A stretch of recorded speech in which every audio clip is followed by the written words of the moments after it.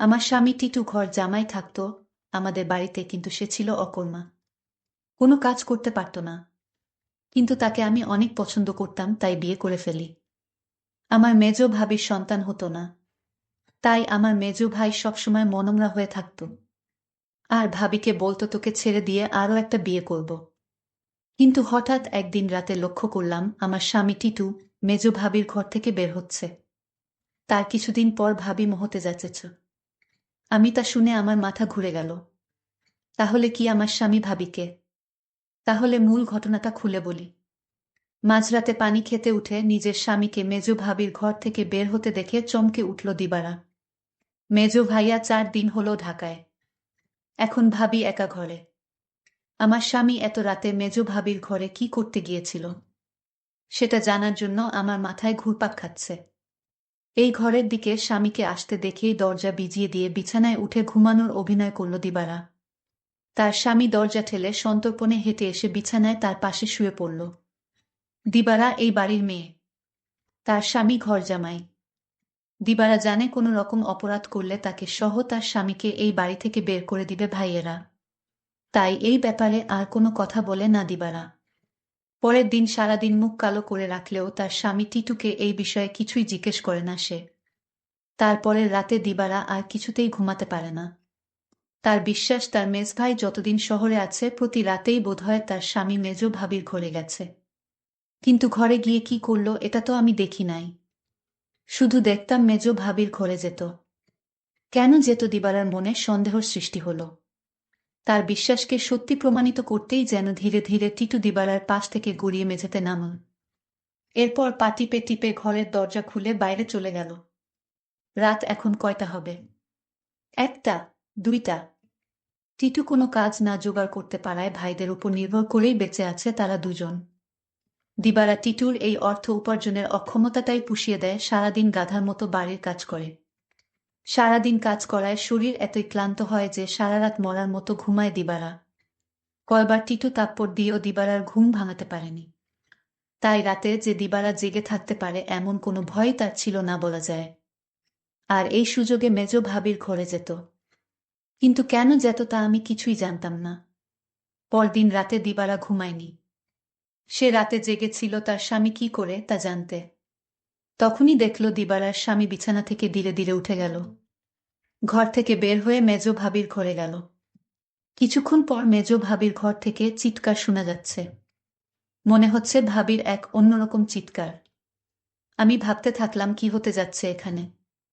আমি কিছুটা আন্দাজ করতে পারলাম না আসলে ওই ঘরে কি হচ্ছে। টিটু চলে যেতেই বালিশে মুখ গুজে ফুপিয়ে কেঁদে উঠল দিবারা। সে তার স্বামীকে কত ভালোবাসে।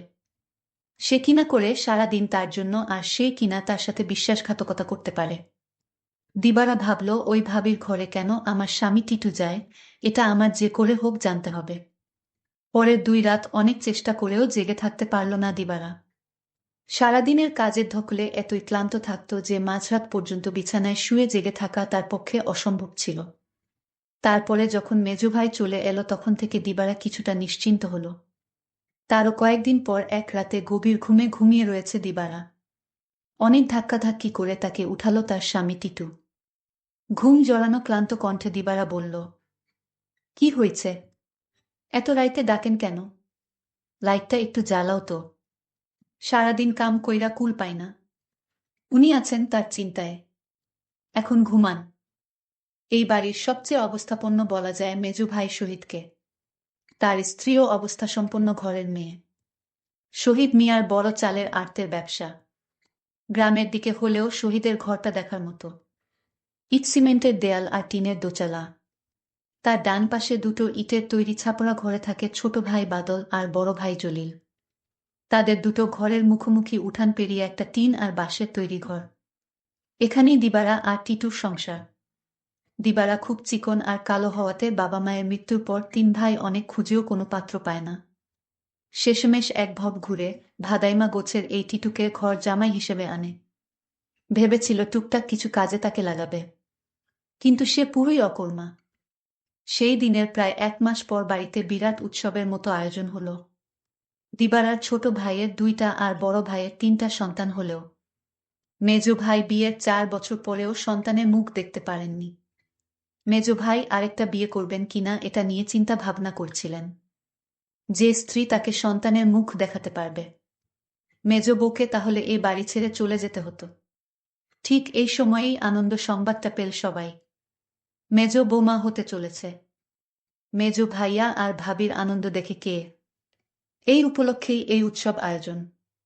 দিবারা যখন আনন্দের সাথে টিটুকে এই খবরটা দিল তখন সে সামান্য একটু মুচকি হেসে বলল, ভালোই তো।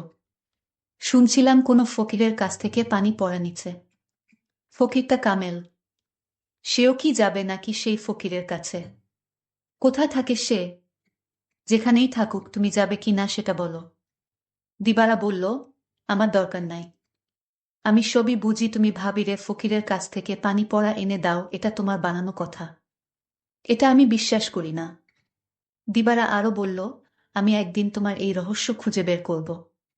আর যেদিন তুমি ধরা পড়বে সেদিন বুঝতে পারবে তোমার কি অবস্থা হয়। টিটু তখন বলেছিল, তুমি আমারে বিশ্বাস করো না। দিবারা বলল, করি, কিন্তু তুমি তোমার প্রতি আমার বিশ্বাস দিন দিন উঠে যাচ্ছে। যতদিন পর্যন্ত আমি জানতে না পারবো তুমি মেজ ভাবির ঘরে কেন যাও, ততদিন পর্যন্ত তোমার প্রতি আমার আর বিশ্বাস হবে আর হবে না। দিবারা এই কথা বলে ঘুমাতে গেল। তার স্বামী টিটু তার সাথে শোয়া ছিল, কিন্তু হঠাৎ করেই দেখল তার স্বামী বিছানায় নাই। তখন দিবারা চিন্তা পড়ে গেল, আজও চলে গেল। ভাবির রুম থেকে এক প্রকার চিৎকার আসতে শুরু করল। আমি কিছুই বুঝতে পারলাম না এটা কিসের চিৎকার। মনে হচ্ছে মেয়েলি কণ্ঠ। প্রায় 1 ঘন্টা পর দিবারা দেখতে ফেল মেজ ভাবির রুম থেকে বের হতে। দিবারার মনে দিন দিন সন্দেহ বাড়তে লাগল। তারপর দিবারা ভাবল, একদিন আমি জানালা দিয়ে দেখব তারা কি করে। দিবারার স্বামী দিন দিন দিবারার প্রতি কমে যাচ্ছে। কিন্তু আজ 2 দিন যাবৎ দিবারার স্বামী মেজ ভাবির রুমে যাচ্ছে না, সেটা লক্ষ্য করল দিবারা। দিবারা তার স্বামী টিটুকে জিজ্ঞেস করল, কই, আজকাল তো তোমায় আর দেখি না ভাবির রুমে যেতে। তার স্বামী টিটু তাকে একটা থাপ্পড় মেয়ে বলল, তোমার বাবার বাড়ি থাকি বলে তুমি কি আমায় যা বলবে তাই মনে করবে? সবকিছুর ভিতর শুধু কি তোমার অধিকার আছে, আমার নেই? এর মধ্যে হঠাৎ খবর আসলো মেজ ভাবি মা হতে চলেছে। দিবারা সেটা শুনে থমকে গেল, কারণ মেজ ভাবির স্বামী মানে আমার মেজ ভাইয়ার তো সমস্যা ছিল। তাহলে কিভাবে সে মা হতে চলল? আমার মাথায় কোনো কাজ করছে না। আমার মনে সন্দেহ হতে লাগলো। দিবারা তার স্বামীকে বলল, আপনি এখন আর দেখি দিবারার রুমে যান না কেন? কখন কি করব সেটা আমার ব্যাপার। যাই হোক, আমি এবার অপেক্ষায় আছি কখন আবার আমার স্বামী তার রুমে যায় সেই প্রতীক্ষায়। এর কিছুদিন পর তার স্বামী টিটু ভাবির রুমে গেল। তারপর আমি জানালা দিয়ে যা দেখলাম তা দেখে আমার চোখ ছানা বড়া হয়ে গেল। দিবারা এই দৃশ্য দেখে সে বিছানায় শুয়ে কান্না করতে লাগল। ঠিক তখনই আমার স্বামী টিটু আমার রুমে এসে পড়ল আর আমায় বলতে লাগল, আরে শাহানা, লাইট জ্বালাও না, দেখ কি দেই। বিরক্ত হয়েই বিছানা থেকে নেমে লাইট জ্বালালো দিবারা। তারপর চকিতে এসে বসল। টিটু তার সবগুলো দাঁত বের করে হেসে পাঞ্জাবির পকেট থেকে এক জোড়া চুড়ি বের করল।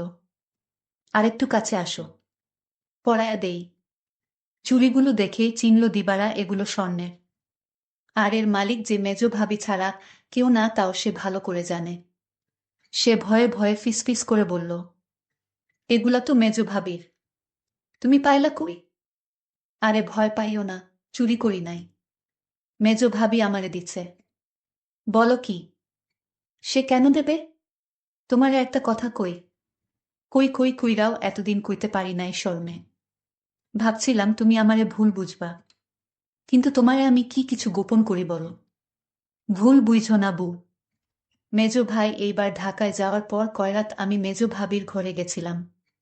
টিটু আবার বলল, মেজ ভাই ঢাকা যাওয়ার পরে মেজ ভাবির কয় রাত খুব জ্বর হয়েছিল, কিন্তু তার যত্ন করার মতো কেউ ছিল না।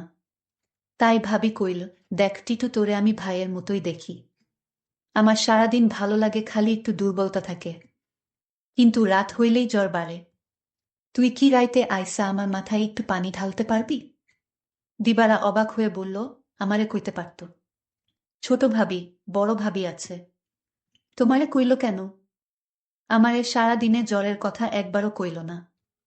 টিটু মুখটাকে মলিন করে বলল, দেখলা, সব আমার কপালের দোষ। আমি জানতাম তুমি আমারে সন্দেহ করবা। আমি কি আর সে বিশ্বাস পাওয়ার যোগ্য? দিবারা এবার কাঁদো কাঁদো হয়ে বলল, না গো, আমি ওইটা বলি নাই। আমি তোমারে বিশ্বাস করুম না তো কারে করুম কও? তুমি ছাড়া আমার আর কেরা আছে? তুমি আমারে ঠকাইবা ফিরিসতা আইসা কইলেও বিশ্বাস করুম না। এই না হইলে আমার বউ। শুনো, ভাবিরে কইলাম দিবারারে পাঠায়া দিবনে।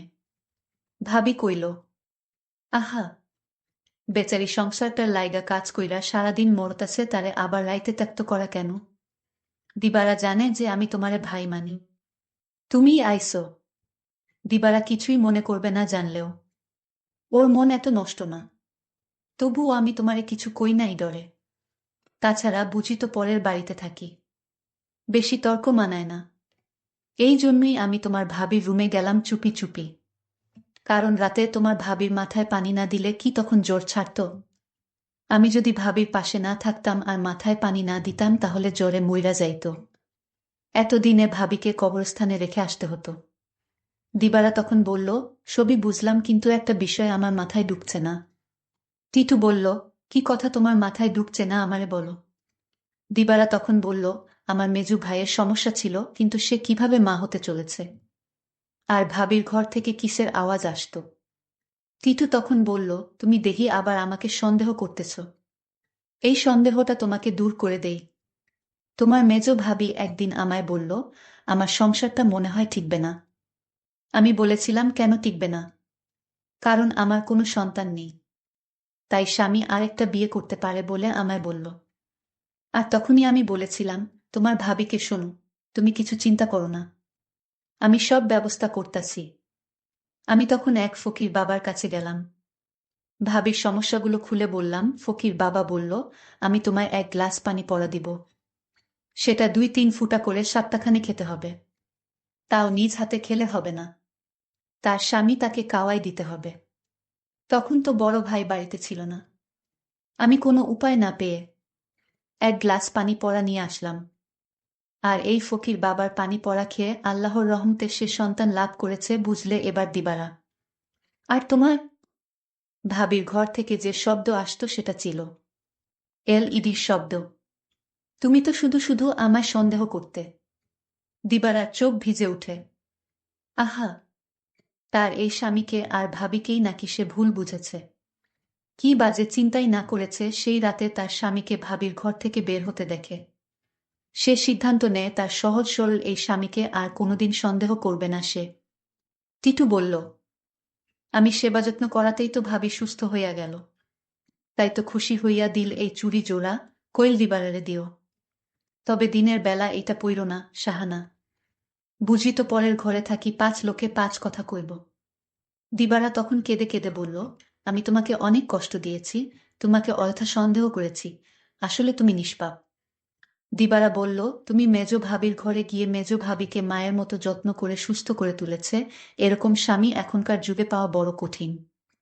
দিবারা বলল, আমায় ক্ষমা করে দিও তুমি। তুমি ক্ষমা না করলে আল্লাহ আমাকে ক্ষমা করবে না।